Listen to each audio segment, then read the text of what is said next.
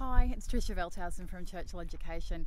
Beautiful Friday here in Sanford Village, and I've just hung up with helping someone who called in to try and find a course or someone that can help them with recognition of their years of experience in a course that we don't offer, an engineering course in this instance. And I just walked them through how I tackle finding a training provider, and he said, no one talks about this. So I just thought I'd pop out and put together a quick video to help you identify how you find a decent training provider to help you get the qualifications that you're looking for. So there's a few steps that I follow. The first thing is I go online and I have a look. Now there's a site called training.gov.au. It lists every regulated training provider in Australia. That means we operate under a national regulator, in our case ASQA. And I look for the actual training provider, not just a broker, because in this industry you'll find lots of people, if you throw it into Google, there's lots of services that are claiming to hook you up with a training provider, but the reality is it's a bit like any brokerage service. Everybody's got some reason to refer you to somebody, and the broker in the middle has no skin in the game. They're not regulated, they just get paid for the lead or your sale, your training course, and no one keeps an eye on whether they're doing things the correct way or whether you really meet that criteria for that qualification. So you want to have a look at that, and what I recommend is always going straight to the real source, the actual registered training provider, whether that's a TAFE or an RTO like Churchill is. Go straight to the source, don't muck around with a broker in the middle. The other thing that I do then is I have a look at what I can find out online about them. If you go to training.gov, it tells you how long that RTO has been in the industry. In our case, we started with 13 years into this. So I have a look at that. I look at, if someone's been in the industry a long time in a regulated environment, it means that they know what they're doing. I have a look at the reviews. What can I find online? And then I ask myself the question, do these reviews make sense? Have you ever been on a site and the reviews kind of give you that odd feeling, like the syntax is off? It's kind of like, have you bought these reviews? So you're wanting to look for reviews that seem like genuine reviews, people that are really saying something that you want to listen for. And 9 times out of 10, if you've got thousands of 5-star reviews, I don't know about you, but I start to get a bit skeptical.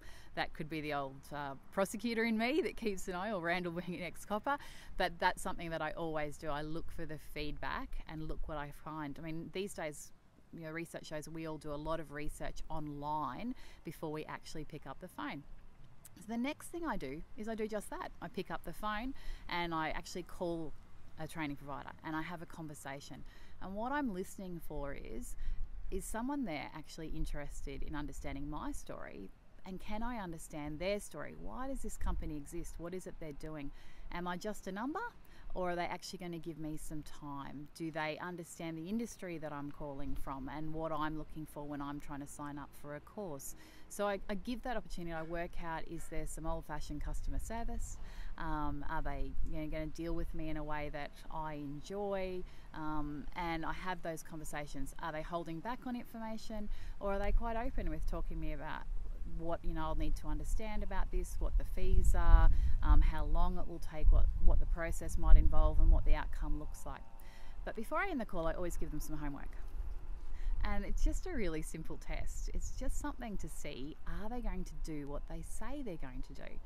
Because I don't want to spend all this money with a company that isn't actually going to fulfill the promise. So I will ask them to send me something, send me some information, and then I'll wait and see, does it actually come? I might ask for a bit of a different question so that it's not just the standard email reply, because that's probably one of my biggest indicators and my biggest tips about the standard of customer service that we'll really follow. Every company can have things happen. We all can drop the ball on something at times, but it's really about how do we fix it and how do we deal with that. So I give people a chance to show me how they're going to deal with me as a client, and so that was my tip. So I walked this gentleman through. We spent some time and we located a couple of providers for him.